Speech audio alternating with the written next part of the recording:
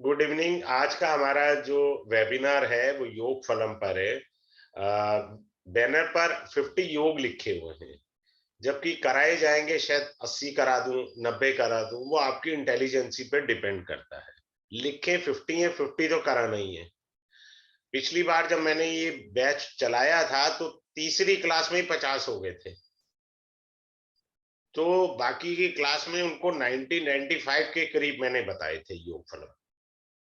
योग फलम बहुत अच्छी चीज है, हमारे को बहुत हेल्प मिलती है। कुछ चीजें हमको विजिबल होते हुए भी अनविजिबल हो जाती हैं, जो योग फलम बताएगा।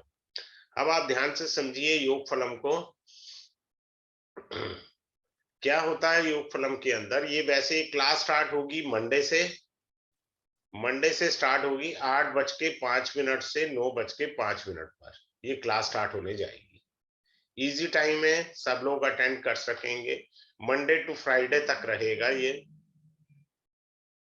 अब आते हैं योग फलम पर। सबसे पहले गज केसरी योग की बात करेंगे, जुपिटर प्लस मून की।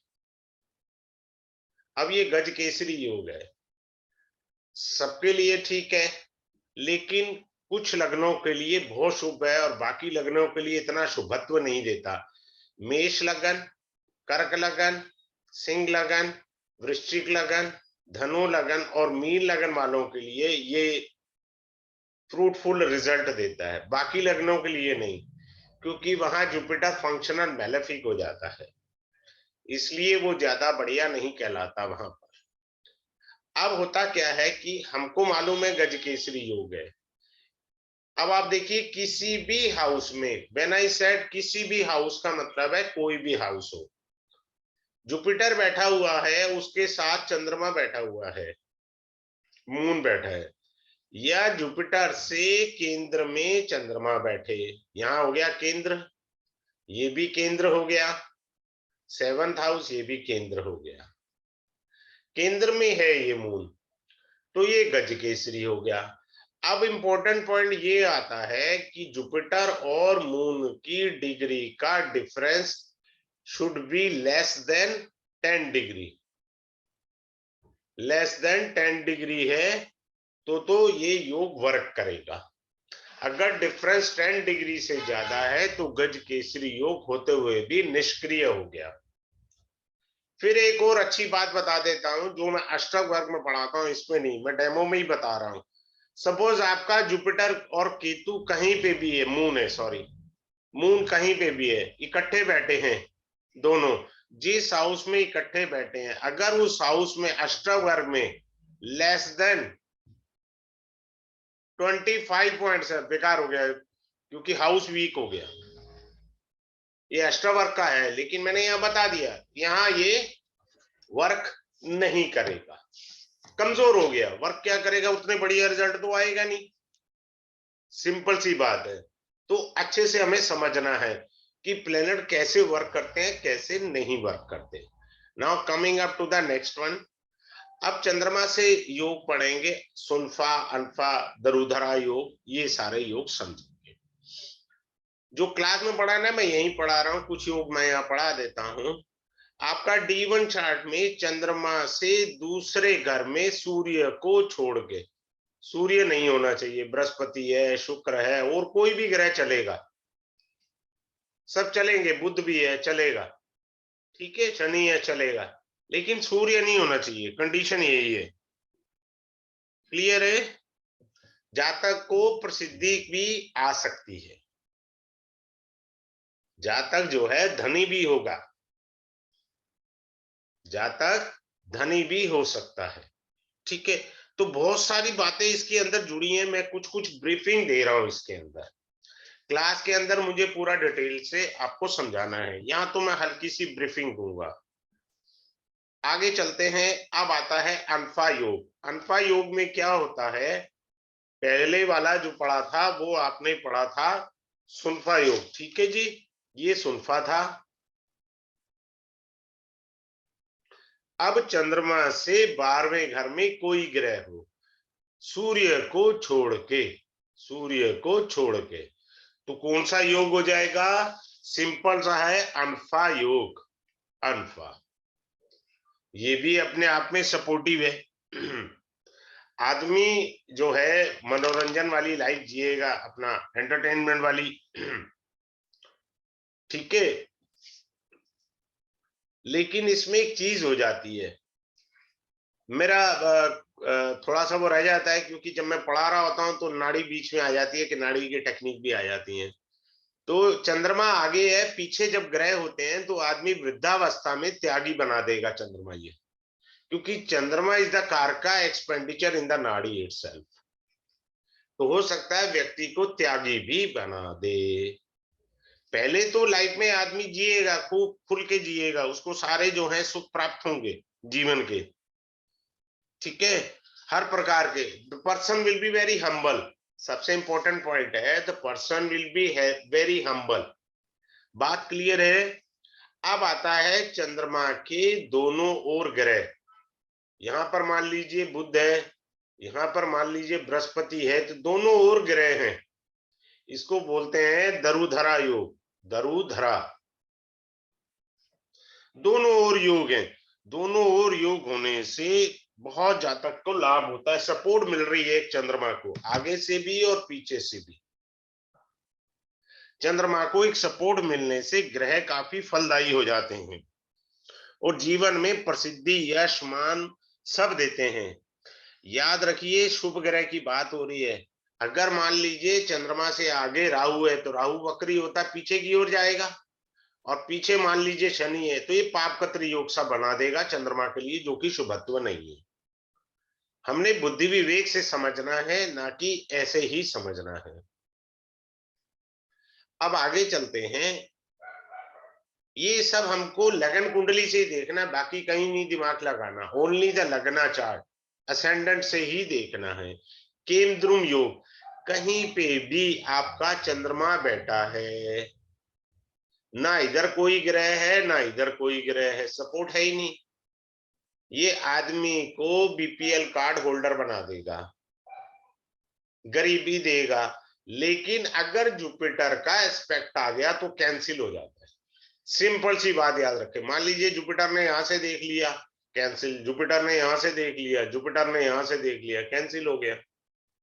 सिंपल सी बात है। तो ये केमद्रुम योग होता है, अर्थात ना राइट में ना लेफ्ट में। बात क्लियर है। होता क्या है कि पिछली क्लास में जब मैं पढ़ा रहा था, पढ़ाते पढ़ाते मैं बीच में नाड़ी पढ़ा गया बहुत सारी।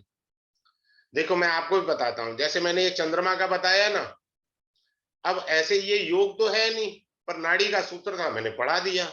शनि है आपके, ना यहाँ ग्रह है ना यहाँ ग्रह है, इसको कहता हूं मैं धक्के खाने का राजयोग। शनि को सपोर्ट ही नहीं है, पीछे से भी कोई कर्म गति को धक्का नहीं मार रहा, आगे से भी कर्म गति को कोई सपोर्ट नहीं है, और बाई चांस सहमत में भी नहीं है। The person is beggar throughout the life. Seventh में भी ग्रह नहीं है तो गड़बड़ कर जाएगा। क्लियर है। जुपिटर का एस्पेक्ट बहुत सारी चीजों को काट देता है, वो अलग से बुद्धि विवेक वाली बात है। अब कई लोग कहते हैं सर मेरा तो है जी, मेरे तो नहीं है जी। अरे भैया, जुपिटर का कहीं से एस्पेक्ट आ रहा होगा। Jupiter is called a blessing. अब आते हैं चंद्र मंगल योग। चंद्रमा से मंगल केंद्र में हो या मंगल साथ में बैठ जाए, ये हो गया मंगल, ये हो गया मंगल, ये केंद्र स्थान हो गए, केंद्र का रिलेशन हो गया, और मंगल साथ में बैठ गया, तो इसे लक्ष्मी योग कहते हैं। मरते दम तक लक्ष्मी आपके साथ रहेगी। क्लियर है। तो ये होता है चंद्र मंगल योग, यानी लक्ष्मी योग। सिंपल सी बात है। आगे चलते हैं अधियोग। अधियोग, अब मैं जो बता रहा था क्लास के अंदर, मेरे को डिटेल में भी इसको समझा दूंगा, मैं आई ट्राई माय बेस्ट। अब ये चंद्रमंगल है, unfortunately it comes under the aspect of Saturn. बेड़ा गर्क हो गया ना इस योग का, ये वीक पड़ गया, क्योंकि शनि का third aspect is being called lethal aspect, तो ये दिक्कत आ जाती है। Now coming up to the adhiyoga. अधियोग क्या होता है, बड़े ध्यान से सीखिए। चंद्रमा से छठा भाव, सातवां भाव, आठवां भाव, इसमें ग्रह बैठे हों तो अधियोग बनता है। जीवन में आगे बढ़ता है आदमी। यानी शत्रुओं पर विजय पाने की भी क्षमता आती है अधियोग से। शत्रुओं पर विजय भी पा सकता है जातक, हेल्थ भी अच्छी रहेगी, आयु भी लंबी रहेगी। तो ये एक अधियोग होता है चंद्रमा से। कारण क्या है कि चंद्रमा अपने आप में भी एक लगन है। क्लियर है? अब आगे चलते हैं। एक होता है चतुसागर योग। चतुसागर योग, ओहो कोई लिख रहा है, मैं 1 मिनट वो इसको कंट्रोल में ले लेता हूं। 1 सेकेंड, वो मेरे से है, अब कोई छेड़ नहीं पाएगा। हो गया, लॉक कर दिया मैंने। अजय नाम से कोई सज्जन कर रहे थे। अब आ रहा है यहाँ पर चतुसार योग। इसको मैं एक और जब क्लास में पढ़ा रहा होता हूं, मेरा रिदम बन जाता है, तो मैं डिफरेंट चीजें बता देता हूं। चतुसागर योग यानी चारों केंद्रों में ग्रह हो। ये आपका केंद्र प्रबल राजयोग बना गया। केंद्र में जब ग्रह होते हैं, केंद्र स्थान को कहते हैं इस जीवन में सुख की यात्रा। और त्रिकोण में शुभ ग्रह होते हैं तो उसको कहते हैं इस जीवन में श्री वृद्धि।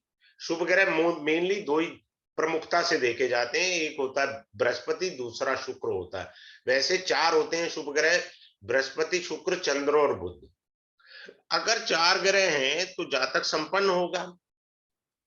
ठीक है, हेल्थ अच्छी होगी, जीवन में तरक्की करेगा, कॉन्फिडेंस लेवल हाई होगा। सबसे बढ़िया बात, कॉन्फिडेंस लेवल हाई होगा।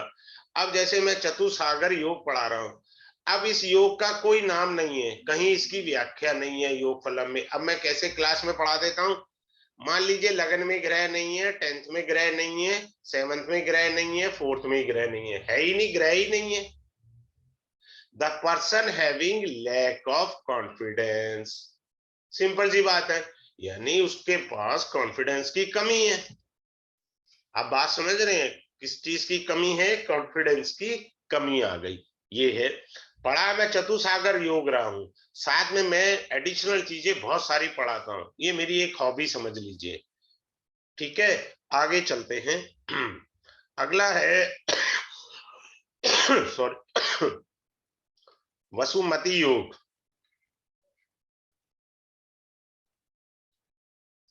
लगन से, असेंडेंट से या चंद्रमा से और मून से। क्लियर है? 3rd हाउस में, 6th हाउस में, 10th हाउस में और 11th हाउस में ग्रह होते हैं तो वासुमती योग कहते हैं। ऐसा आदमी किसी पर निर्भर नहीं रहता। अब आपने ये सीख लिया, लेकिन ध्यान से देखें, 3, 6, 10, 11 ये उपचय भाव है। उपचय भाव है, उपचय का अर्थ भी पता होना चाहिए। उपचय का अर्थ होता है श्री वृद्धि। और इसमें छठा भाव और 10वां भाव जो होता है वो नाड़ी के अकॉर्डिंग अर्थ त्रिकोण में आ गया। अर्थ त्रिकोण, 2 भाव तो अर्थ त्रिकोण के आगे। क्लियर है? इसको कहते हैं वासुमती योग। आदमी किसी पे डिपेंड नहीं रहेगा इस जन्म में। सिंपल सी बात है, इस जन्म में किसी पे भी उसकी डिपेंडेंसी नहीं रहेगी। आगे चलते हैं। राज लक्षण योग।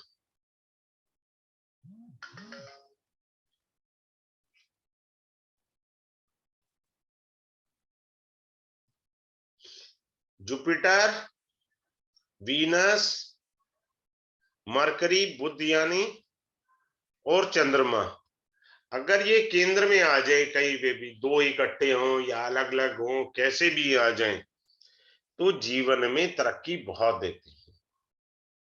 शुभ ग्रह अगर केंद्र में आ जाए तो इस जन्म में सुख प्राप्त करने के लिए आपने जन्म लिया। सिंपल सी बात है। मैं इस बार मैंने एक सन के ऊपर एक रिसर्च करी है। जो लोग ज्वाइन करेंगे उन सबसे पूछूंगा कि आपका सन कहाँ बैठा हुआ है। और उन लोगों को ये भी कहूंगा कि जो आदमी गुजरे हैं, अगर उनका पता है किस महीने में गुजरे, उनका चार्ट पता हो, सन कहाँ था, वो मैं शेयर करना चाहूंगा लोगों से कि वो शेयर करे मेरे से। मैं एक रिसर्च कर रहा हूं, उस रिसर्च को मैं आगे लेकर जाना चाहूंगा, हैंडओवर कर दूंगा जो मैं कर रहा हूं। तो ये राज लक्षण के राजयोग है। केंद्र में, केंद्र का अर्थ होता है, फिर से मैं सबको बता देता हूं, केंद्र को कहते हैं सुख, और त्रिकोण को कहते हैं वृद्धि। वृद्धि मतलब श्री वृद्धि। सिंपल सी बात है। आगे चलते हैं। अब आता है,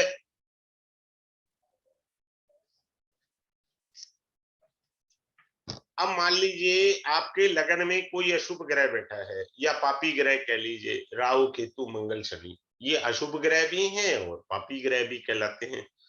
बात क्लियर हो गया? मैं लिख लेता हूं, मंगल, राहु, केतु, शनि। बात क्लियर है? और ये आपका त्रिकोण है, त्रिकोण में गुलिक है। कौन है? गुलिक है।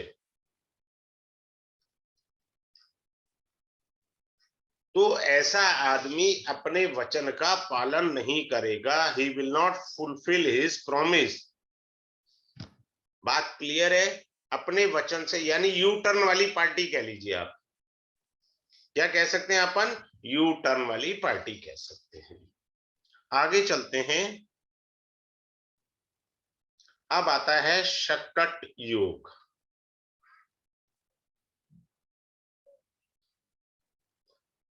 इसे मैं पता क्या बोलता हूं, बचपन में खेलते थे ना, ऊंच नीच का पापड़ा।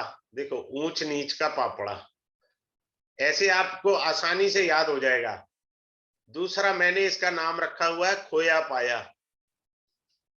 ये मैं बड़े प्यार से कहता हूं जब मेरे पास कोई क्लाइंट आता है ना, क्योंकि मैं तो एक कंसल्टेंट हूं मुख्य रूप से, तो खोया पाया योग बोलता हूं इसे। चंद्रमा और बृहस्पति का संबंध 6, 8, 12 का हो। मान लीजिए चंद्रमा यहां बैठा है, तो जुपिटर यहां बैठा हो सकता है, 12वां हुआ चंद्रमा से। ये चंद्रमा से बृहस्पति छठा हुआ, चंद्रमा से बृहस्पति अष्टम हुआ। तो आदमी जीवन में चीजें खोएगा, फिर उसको पाने के लिए संघर्ष करेगा, फिर खोएगा, फिर पाएगा। तो up and down he has to see a lot in his life is called Shakat yoga. अभी मैं सिंपल सिंपल सा थोड़ा सा आराम से बताता जा रहा हूं, सो डेट मैं ज्यादा योग आपको करा सकूं। अब इस समय मैं 13वां पढ़ा रहा हूं आपको, देखिए डेमो में। तो अभी तक मैं 12 पढ़ा चुका हूं, तो 13वां है अमल योग। अमल योग क्या होता है? चंद्रमा के साथ कोई शुभ ग्रह हो तो अमल योग हो जाएगा, और जातक को प्रसिद्धि देगा। कहां से? लगन से। ये होता है आपका लगन, और ये होता है 10th हाउस। ठीक है? यहां पर कोई शुभ ग्रह हो या 10th हाउस में शुभ ग्रह हो।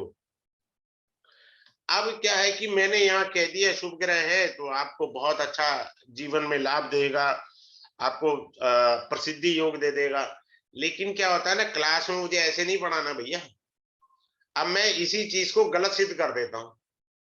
अब मान लीजिए किसी का मिथुन लगन है, तो यहाँ 12 नंबर राशि आई, बुध बैठा है। बुध तो नीच का हो गया भैया, ये कहां से मेरा राजयोग आ गया? So I have to teach you ना वेरी डेप्थ। ऐसा नहीं है, बुक्स के अंदर शास्त्र में योग लिखे हैं, वो ठीक लिखे हैं, गलत नहीं लिखे। बट बात क्या है, हमने अपने विवेक से उसको यूज करना है। लगन में बुध आ जाने से वैसे भी बुध का कंफर्ट जोन होता है, बृहस्पति आ जाए तो बहुत अच्छा है। आगे चलते हैं अमल योग के बाद।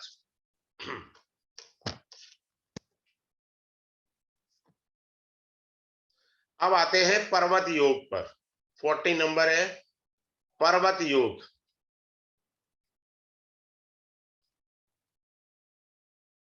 पर्वत योग का मतलब ये है कि आपके केंद्र में कोई शुभ ग्रह हो। क्या हो? शुभ ग्रह। लेकिन छठे घर में और आठवें घर में कोई ग्रह ना हो, नो प्लैनेट्स, तो ये पर्वत योग कहता है। आपको धनी बना देगा, दानवीर भी बना देगा, आपको कई प्रकार के सुख सुविधाएं, गांव का प्रधान भी बना सकता है। ये योग पर्वत योग है ना, आपको ऊंचाई पर ले जाने वाला योग है, ऊंचाई की तरफ ले जा सकता है। आगे चलते हैं। वैसे भी जैसे मैंने पीछे एक वीडियो बनाई थी, मैं यहां बता देता हूं, अष्टम भाव में और द्वितीय भाव में अशुभ ग्रह बैठे हो तो पैसे कमाने में दिक्कत होगी, पैसे कमाने में दिक्कत दे देते हैं। तो एडिशनल चीजें बहुत सारी मुझे पढ़ानी ही पढ़ानी होती है, वो रिदम सा मेरा बन जाता है तो वो लाभ करता है। अब मान लीजिए किसी मेल का चार्ट है, तो ये उसका वाइफ का हुआ, स्पाउस का, और यहाँ मंगल बैठा है, स्त्री का ये मांगल्य स्थान है। मंगल या शनि का बैठना महाअशुभ है, इवन सूर्य भी बैठे शुभ नहीं होगा। ये मांगल्य स्थान है स्त्री का। मंगल देखेगा पति के सेकंड हाउस को, ये उसका हस्बैंड है, हस्बैंड की आयु को गड़बड़ कर देगा। ऐसी बहुत सारी टेक्निक्स होती हैं, आई ट्राई माय बेस्ट कि भाई आपको अच्छे से कराया जाए और समझाया जाए। अब आते हैं 50 नंबर पर, काल योग।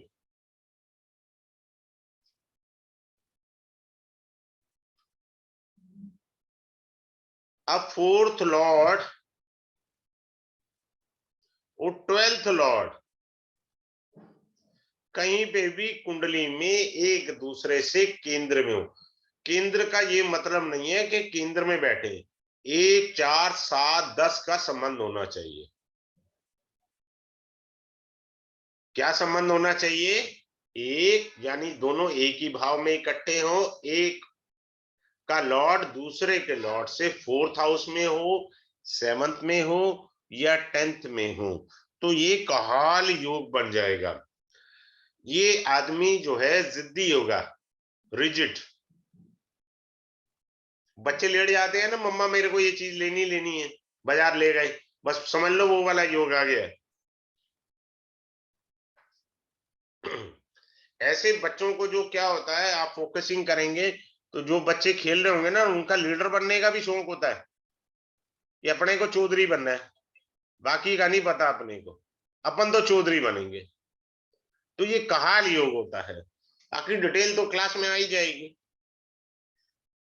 अब आते हैं नेक्स्ट पर, 60 नंबर पर, वैशी योग। 16 तो देखो यहीं पर ही हो गए, 50 मैंने लिखा है, 50 होते नहीं है, वो जाएंगे 90 तक जाएंगे, ये मुझे पता है।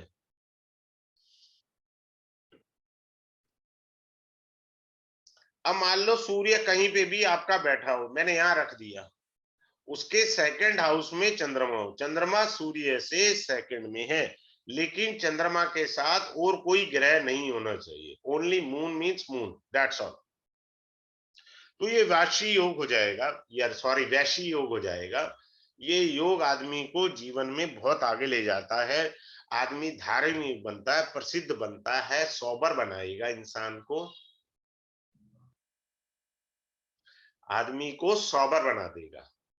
क्योंकि चंद्रमा इज ए सॉफ्ट प्लेनेट है ना, चंद्रमा की कलाओं से ही रस बनता है। आपको पता है जितने भी हमारे खाद्य पदार्थ हैं उनमें रस का जो तत्व आता है वो चंद्रमा से ही आता है। तो चंद्रमा को कोमल कह लीजिए, हिंदी में प्रायवाची शब्द मृदु कह लीजिए, ठीक है ना, सॉफ्ट कह लीजिए, तो वो आदमी सॉफ्ट होगा बहुत ज्यादा। क्लियर है? फिर हम चलते हैं,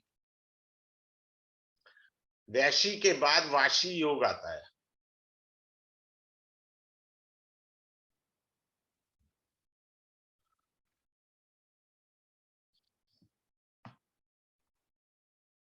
सूर्य से 12वें घर में चंद्रमा नहीं होना चाहिए, चंद्रमा को छोड़कर कोई ग्रह हो सकता है, ठीक है। जातक जो है वो प्रसन्न रहेगा, अपने में प्रिय रहेगा, संपन्न रहेगा। जैसे हमने अनफा सुनफा दरुधरा योग करा था ना चंद्रमा से, ऐसे ही सूर्य से हमने ये योग करना है। अब आगे चलते हैं। सूर्य से, ओ सॉरी चंद्रमा लिख दिया बुद्धू, कोई चंद्रमा नहीं होना चाहिए यहाँ पर। कौन नहीं होना चाहिए? ना तो चंद्रमा इधर हो, ना बाकी कोई भी ग्रह हो सकते हैं। तो इसको बोलते हैं उभयचरी योग। इसको उभयचरी योग बोलते हैं। ये आदमी कुशल वक्ता होता है। सपोज आपकी कुंडली में है, you can a good astrologer, good consultant, समझ रहे हैं? तो मार्केटिंग के काम वालों के लिए ये योग बहुत अच्छा है, बशर्ते चंद्रमा should not be existed either in the second or 12th भावा फ्रॉम द सन। सिंपल, इसमें और ज्यादा बुद्धि वाली बात नहीं है। अब आता है पंचमहापुरुष या राजयोग आता है। पंचमहापुरुष राजयोग में क्या होता है कि जुपिटर जो है केंद्र में सिर्फ 1 4 7 10 कौन सी राशि में हो, आइदर इन ओन साइन और एक्सॉल्टेड जुपिटर। जैसे भगवान श्री राम जी का जुपिटर 4 नंबर में था उनके लगन में, तो ये हंस योग बनता है। कौन सा योग बनता है? हंस योग। The person is very humble, very famous in the society. जीवन में काफी तरक्की वगैरह मिलती है, मान सम्मान बड़ा प्राप्त होता है। इसको हंस योग कहते हैं। हंस योग के बाद आता है लास्ट वाला, हम करते हैं शुक्र का 20 नंबर, शुक्र का मालव्य योग।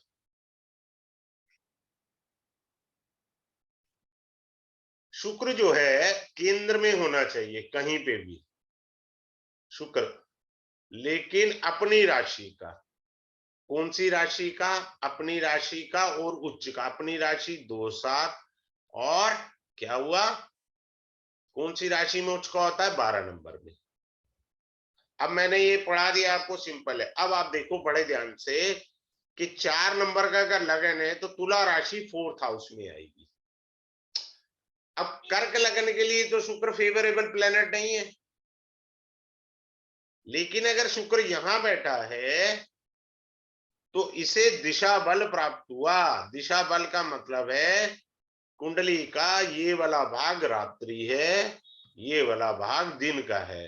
तो शुक्र तो भोग का कारक है, रात्रि में आ गया, अपनी दिशा बल प्राप्त हो गया। The person even can be ना IAS, ये मालव्य योग बन गया। फिर नवांशा में भी योग होने चाहिए, दशमांशा में भी, तब जाके आदमी जीवन में एक हस्ती बनता है। लेकिन यहां पर भी आ जाने से बढ़िया योग बन गया, जबकि इस लगन का ये मैलेफिक प्लैनेट है, शत्रु ग्रह भी है इस लगन के लिए। तो इस तरह से हम लोग पढ़ेंगे और इसको समझेंगे। एक और ले लेते हैं, 21 का शगन ही कर लेते हैं। शनि से शश योग बनता है। शश योग 21 नंबर है, शश योग। यानी कहने का मतलब है केंद्र में आप अपनी राशि का ले लो 10 11 और तुला राशि उच्च का शनि हो तो शश योग बनाता है। शश योग, अटल बिहारी वाजपेयी जी का उच्च का शनि लगन में था। शनि वृद्धावस्था के कारक हैं। शनि सदैव वृद्धावस्था में आपको ऊपर ले जाएंगे, अपलिफ्ट करेंगे, यंग एज में नहीं। क्योंकि शनि तो रास्ता ही 36 के बाद देता है, आफ्टर 36 एज। 36 के एज के बाद आदमी धीरे धीरे अपलिफ्ट करता है। ये बड़ा अच्छा सा योग सा बन जाता है। दूसरी बात, शनि जो होते हैं, अब मैं पढ़ा रहा होता हूँ क्लास में तो फिर आगे चल देता हूँ, योग पढ़ा दिया, लेकिन उसको अच्छे से डिटेल में कैसे कराना है। शनि हमारा कार्मिक प्लेनेट होता है। हमारे प्रारब्ध और संचित कर्मों का रीपेमेंट सैटर्न द्वारा होता है। फिर से बता रहा हूं, शनि कार्मिक प्लेनेट कहलाता है। हमारे प्रारब्ध पूर्व जन्म के कर्मों का और वर्तमान जीवन में जितना हमने जीवन जिया है, इसके अंदर जो हमने कर्म संचित किए हैं उसकी पेमेंट होती है। और उसकी पेमेंट कब होती है? 7.5 और 2.5 में पेमेंट होती है। तो इस प्रकार से ये सारी चीजें होती हैं। और एक सेकंड, मैं आगे चल रहा हूं, बता देता हूं। ये क्लास स्टार्ट होगी मंडे से। मंडे स्टार्ट होगी 8:05 से 9:05 पर। डेली होगी, फ्राइडे को भी होगी, फ्राइडे तक, यानी सॉरी 5 डे का कोर्स है। इसमें मैं एडिशनल बहुत कुछ दूंगा। यही नहीं है कि सिर्फ ये पढ़ा दिया और डेट्स ऑल हो गया, ऐसा नहीं है। इसमें काफी कुछ एडिशनल दिया जाएगा। फी इसका ओनली है 1553। मेरे हिसाब से पिछली बार 95 या 100 के करीब हुए थे, या हो सकता है इससे ज्यादा भी हुए थे। और इसके साथ मैं डेप्थ से अलग से अच्छे से समझाता हूं। ऐसा नहीं है धक्का मार पढ़ा दिया जी योग फलम, इस तरह से नहीं होता। कई बार योग फलम का ये जो चीजें हैं कुछ लग्नों में अच्छा नहीं होता। जैसे मैंने आपको अभी ये बताया कि बृहस्पति और चंद्रमा का गज केसरी योग है, लेकिन मिथुन लगन, वृष लगन, मिथुन लगन, कन्या लगन, तुला लगन, मकर लगन, कुंभ लगन, इन लगनों के लिए फ्रूटफुल नहीं है। भैया मेरी कुंडली में है बृहस्पति और चंद्रमा, गज केसरी योग है मेरी कुंडली में। मैंने चंद्रमा की 10 साल की भोग ली दशा, बृहस्पति की 16 साल की, कछु फर्क नहीं आया जीवन में। इन लग्नों में प्रभावशाली नहीं है। अब मैंने बता दिया जी आपको गज केसरी योग है, आप खुश हुए जा रहे हैं। अरे भैया तुम्हारे लगन में ये फ्रूटफुल नहीं है। तो किन लगनों में फ्रूटफुल है, कहां तक है? मैंने तो अष्टक वर्ग तक का पॉइंट बता दिया। If a house having less than 25 point, it doesn't work. If they are in degree more than 10 degrees, having a difference of more than 10 degree, it doesn't work। तो कई सारे सूत्र हैं, वो साथ में मैं एडिशनल खूब पढ़ाता हूँ। अब किसी को कोई डाउट हो, कोई क्वेरी हो तो मेरे से अनम्यूट करके पूछ सकता है। किसी ने हैंड रेज किया था मेरे ख्याल से, बबीता जी ने शायद किया था, if I am not wrong. Unmute करके पूछ लीजिए किसी। सर मुझे हाँ पूछना है। हाँ, पूछिए प्रशांत जी। सर अभी आपने जैसे बोला कि बृहस्पति और चंद्रमा के बीच में 10 डिग्री का फर्क होना था, ये तो जब होना चाहिए ना जब दोनों एक ही हाउस में बैठे होंगे। हाँ, एक ही हाउस तब में होंगे तभी होगा हाँ, ना जी, अदरवाइज थोड़ी तभी होगा सर। तभी होगा। अभी तो अदरवाइज तो नहीं अदरवाइज नहीं होगा ना होगा। सर। तो ठीक ये है। चीज है सर। ठीक है सर। और किसी की कोई क्वेरी है तो पूछ सकते हैं मेरे से। हाँ जी, मैं पूछूं सर जी? हाँ प्रेम जी पूछिए सर। सर पूछिए सर। बृहस्पति और चंद्र साथ में होते हैं, गजकेसरी योग समझो है और लग्न सही है उसके हिसाब से, लेकिन अगर बृहस्पति रिट्रोग्रेड है तो क्या कुछ इफेक्ट आएगा नहीं उसका? नहीं, गज केसरी योग तो रहेगा। रहेगा। ओके, गज रिट्रोग्रेड से केसरी फर्क योग नहीं तो पड़ेगा? रहेगा। वो लगन टू लगन वेरी करता है ना, किस लगन के लिए फ्रूटफुल है, किस लगन के लिए हाँ नहीं है। वो समझा, बट रिट्रोग्रेड की इफेक्ट उसमें हाँ कुछ हाँ, नहीं आएगी वो ग्रह? नहीं, गज केसरी योग तो बन गया ना। Okay, thank you. और गुड किसी इवनिंग की सर। कोई क्वेरी हो तो पूछ सकते हैं। हाँ जी, नमस्ते सर। हाँ नमस्कार, हाँ जी बोलिए सर बबीता मैंने जी। थोड़ी लेट क्लास की है सर, तो हाँ सर इसकी रिकॉर्डिंग मिलेगी क्या? हाँ बिल्कुल, अभी यूट्यूब पे पड़ जाएगी जी रिकॉर्डिंग। ठीक है जी। हाँ। और सर और मैंने 3 नंबर लगन है मेरे पास। हाँ। सर मैंने वैदिक भी सीखा है। तो सर गुरु और चंद्रमा मैंने गज केसरी योग सर 7th हाउस में बन रहा है, और 10 डिग्री नहीं सर, जैसे चंद्रमा 4 डिग्री और जुपिटर 9 डिग्री है। हाँ तो वो गजकेसरी योग तो बन गया। अब मैंने एक एक्स्ट्रा चीज भी तो गिफ्ट में दी है आपको बबीता जी, कि ये देखिए उस हाउस के अंदर क्या 25 से कम पॉइंट्स हैं अष्टक वर्ग में, तो ये वर्क नहीं करेगा। अच्छा जी। वैसे भी मिथुन लगन के लिए सत्यानाशी योग है, मेरी कुंडली में भी गज केसरी योग है, सिवाय परेशानी के कुछ नहीं देता। आपके घर के अंदर, बुरा नहीं मानना, ये डेमो क्लास है, कोई जी। किसी की नहीं सुनता, सब सुनाना चाहते हैं। No one interested to listen in your house. That is up to you कि आप कितना एक्सेप्ट करते हैं। वैसे ऐसी बात तो है नहीं, पर वैसे मैं क्लास में आएंगे तो डिटेल में मैं समझा दूंगा, अभी मैंने इशारे से समझाई है बात। ठीक है सर। सर वैसे अष्टक वर्ग में तो सर वहां पर 40 है। 40 है ना, तब ये वर्क कर गया आपका। 40 पॉइंट्स है ना आपने बोला है। जी। अब आप देखिए आपके जीवन में 13 साल की जिंदगी में जब आप 13 वर्ष के थे, क्या पॉजिटिव इवेंट हुआ? जब आप 13 में 12 जोड़ेंगे हम तो 25 साल के कितने हुआ? आप देखिएगा, इवेंट निकाल कर देखिएगा। वो बीच में मैं कई सारी टेक्निक डाल देता हूँ ना पढ़ाते हुए क्लास में। जी। अब 25 साल की उम्र में देखिए क्या इवेंट हुआ, 37 में क्या इवेंट हुआ, अच्छा जी 49 सर, में क्या जैसे ये अभी बच्ची है तो सर 25 में तो उसको जॉब लगी सर। आ गया ना पॉजिटिव? जी। देखो अभी 2 मिनट के अंदर मैंने चीजें कहां से कहां लेके आया। जब क्लास को ज्वाइन करता है मैं तो ऐसे पढ़ा देता हूँ, 1 सेकंड में बोला मेरे तो 10 पॉइंट आगे चले गए। ये अष्टावर्ग की टेक्निक है। हाँ जी सर, पर ये 7th हाउस में सर जॉब तो नहीं देखते हैं। हाँ जी, 7th हाउस तो जॉब का नहीं है वैसे। किसने कहा आपसे? कहाँ गलत पढ़ रहे हो आप? सर वैदिक में तो मैंने हाँ तो वही तो बता रहा हूँ ना, गलत पढ़ा है तो वही है ना। भवात भावम सिद्धांत पढ़िए, दशम से दशम होता है, सूक्ष्म हाँ होता जी है ये 10, भाई। हाँ सर दशम से दशम है। यस दशम से दशम है ना, आपने कैसे कह दिया नहीं? सर, जैसे ना अभी फर्स्ट टाइम सीखा है मैंने, अभी इतना परफेक्ट नहीं चलिए हूँ। कोई बात हाँ नहीं, जी, धीरे धीरे हो सीख जाएंगे जाएंगे। सर। हाँ जी चलिए ठीक है। Thank you so much sir, sir बहुत थैंक अच्छा यू, बताया हैव ए आपने। Good day to all of you. Thanks a lot. Okay sir. Sir